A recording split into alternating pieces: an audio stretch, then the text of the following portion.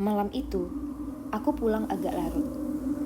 Habis nonton live dangdut kecil-kecilan di pasar malam belakang lapangan.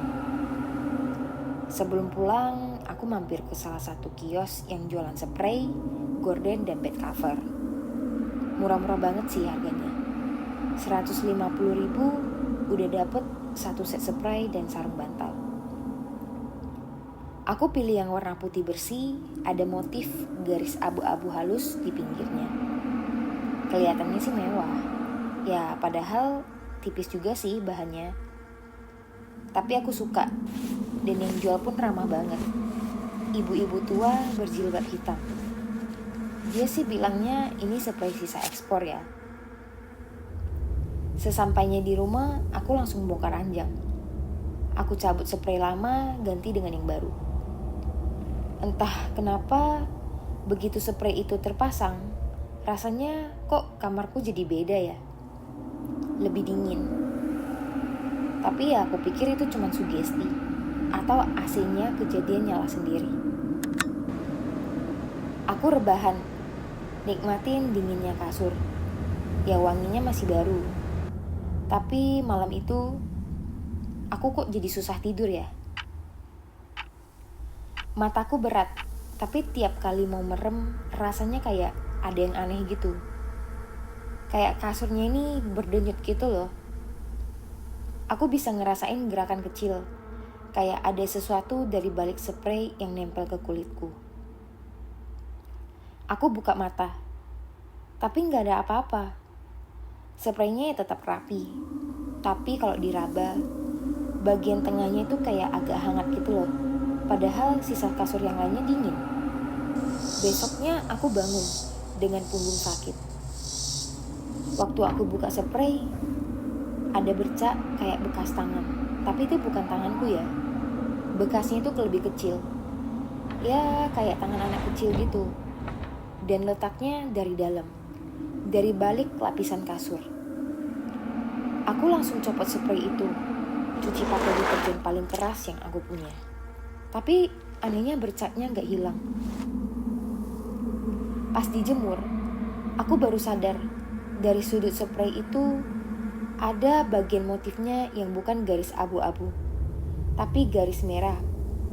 Garis itu kayak bekas tetesan. Aku masih mikir positif ya. Mungkin tinta atau mungkin karat. Tapi malam berikutnya semuanya makin gak masuk akal.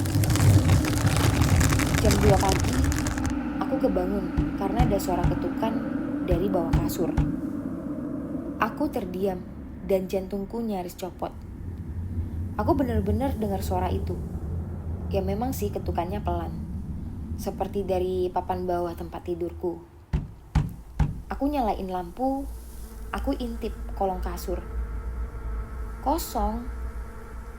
Tapi waktu aku bangkit dan lihat spray, di tengahnya itu muncul tonjolan kecil, bulat sebesar kepala anak-anak.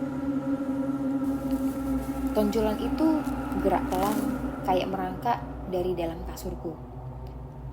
Aku langsung tarik spray itu lagi, dan ternyata kosong, gak ada apa-apa. Tapi ada satu hal baru.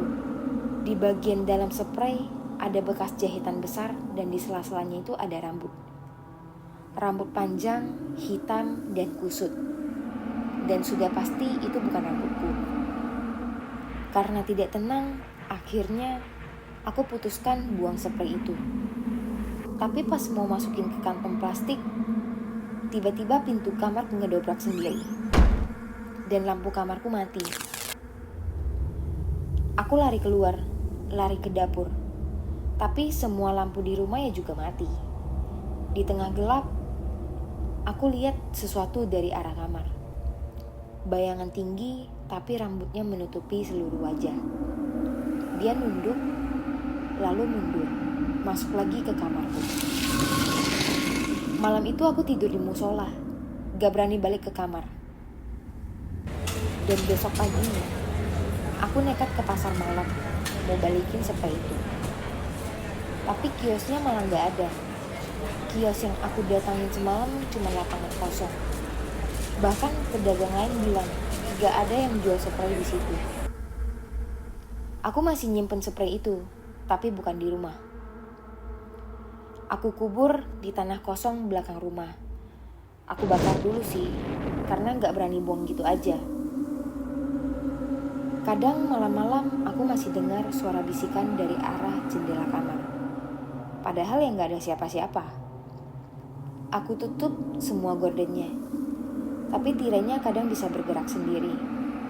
Dan tiap kali aku buka, di balik kaca ada bayangan kecil, kayak anak-anak yang berdiri nempelin wajahnya ke kaca. Tepat di tempat spray itu pernah kugunakan. Ya tapi aku udah pindah sih sekarang. Tapi rasanya tuh kayak ada sesuatu yang ngikutin aku. Dan tiap malam kasurku masih suka terasa hangat di tengahnya. Seolah-olah ada yang lagi tidur bareng aku.